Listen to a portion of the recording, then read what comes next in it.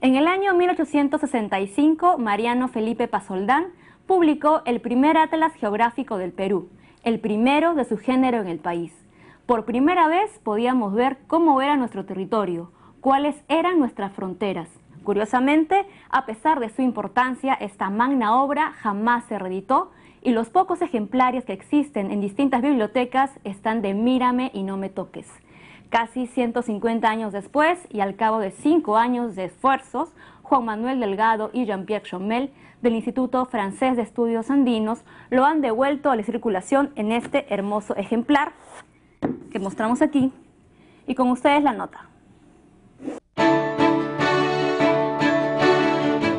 Bueno, este atlas es el primero atlas que se hizo sobre el Perú y con un mapa que supuestamente ponía límites que por aquel entonces se conocía. Y usted ve efectivamente que en el mapa general la figura del Perú es mucho más redonda que la que es hoy día, ¿no? Que es mucho más alargada.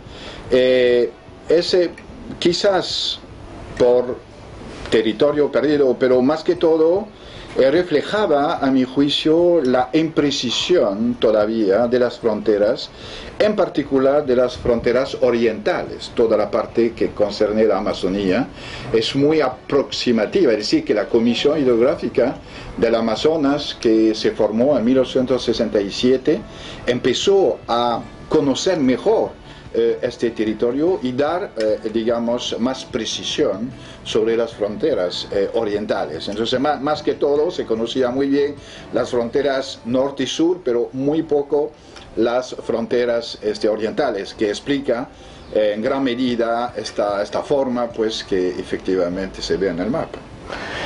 Eso fue publicado en esa época. ¿Qué significó para entonces? Esto ha sido publicado por expansa del gobierno peruano, es el mariscal Ramón Castilla que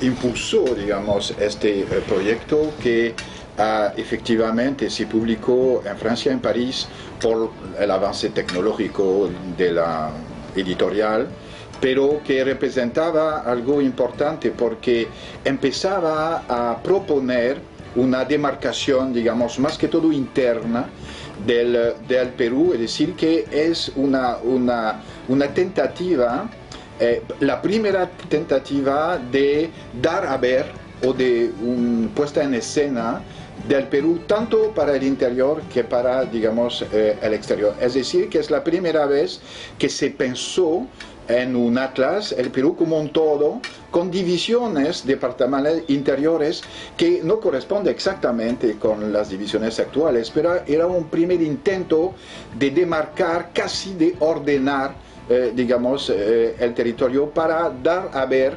el Perú como una nación. Entonces, haciendo eso, había que escoger, había que dejar cosas, de agregar otra. Es toda una construcción. Finalmente, este atlas es como la primera vez que se da a ver el Perú. Es una construcción, no es algo, digamos, exacto. Es un imaginario que empezó a fabricarse ahí y con el apoyo también mucho de los mapas y de los dibujos, los planos del geógrafo Antonio Raimondi, ¿no? Que también intervino mucho en la configuración, en la formación de este atlas. Pero lo bien interesante en este atlas es que, como lo ve usted, hay muchas ilustraciones. Mariano Pasoldán trató de no solamente delimitar su atlas en una introducción escrita y en mapa, pero también con imágenes, e imágenes que vienen de fotografías, no de litografía o de dibujos como había entonces, porque él pensaba que la fotografía daba una imagen mucho más real, digamos, de la realidad, si se puede decir. Entonces, el atlas también es el primer esfuerzo sistemático de utilizar litografía basadas sobre fotografías, especialmente fotografías de Émile Garraud, que un fotógrafo francés también que vivió en el Perú muchos años por la mitad del siglo XIX. ¿Qué tan importante fue para su época? Bueno, esto es, Mariano Pasoldán es más conocido como historiador, pero también con este proyecto hemos querido resaltar también su papel como geógrafo. Él era abogado, digamos, tenía una formación jurista, hacía parte de esos personajes inmensos que Perú ha tenido después con Basadre, Porras Barrenechea, todas esas personas que podían tocar un montón, digamos, de temas, ¿no? Entonces hacía parte de toda esta élite, ¿no? Peruana, que tenía conocimiento impresionante, hizo bibliografía peruana y se fue en exilio en Argentina, publicó también un atlas sobre Argentina, hubiera vivido en Francia, hubiera también hecho, me imagino, un atlas en Francia. Era un trabajador, era un avance, digamos, para conocer mejor al Perú, y él ha tenido mucha preocupación con la juventud. Él tenía una apreciación muy, no muy buena de los viajeros extranjeros, que según él daba una visión mucho más caricatural de Perú, y él hizo un llamado a la juventud peruana, siguiendo su ejemplo, para que ellos mismos hagan conocer pues a su país y no depender de los viajeros extranjeros románticos, todo eso que había por aquel entonces. Entonces también se publicó un atlas para la juventud.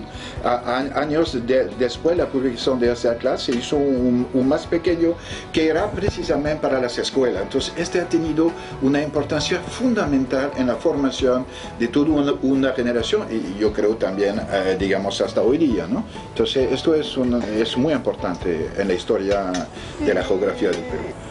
¿Y cómo ha avanzado la cartografía peruana teniendo como referencia este atlas?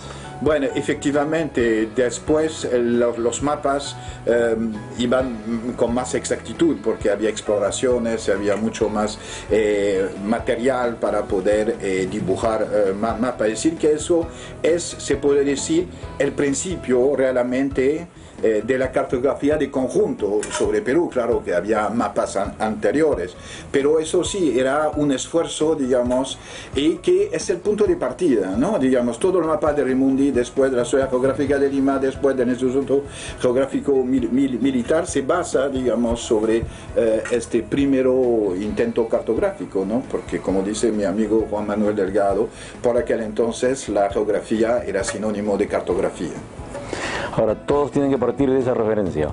Yo creo que sí, pero precisamente el trabajo que hicimos es para que no se olvide, digamos, ese señor que hay que reconocer que se ha un poco olvidado, y más Raimundi, uno se recuerda mucho más de Raimundi. Mariano Pasoldán ha caído un poco, digamos, en el olvido, y yo creo que es un ilustre peruano que hay que resaltar, y la reedición por primera vez de su atlas, yo creo que sirve a eso, y también es un tipo de democratización también, de masificación, no sé cómo se le puede llamar, del atlas, viendo que este atlas en su forma original cuesta 8.000 euros, $8.000, ¿no? Ahí pues por lo menos nosotros lo ponemos a un precio, digamos, accesible para la mayoría de las personas. ¿La gente que quiera acceder a este libro, va a ser fácil conseguirlo? Bueno, es muy fácil.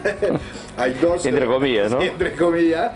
Normalmente se vende en dos lugares, en el Instituto Francés de Estudios Andinos, en la avenida Arequipa, y también en la Universidad Nacional Mayor de San Marcos, del Fondo Editorial de la Facultad de Ciencias Sociales, también se vende allí.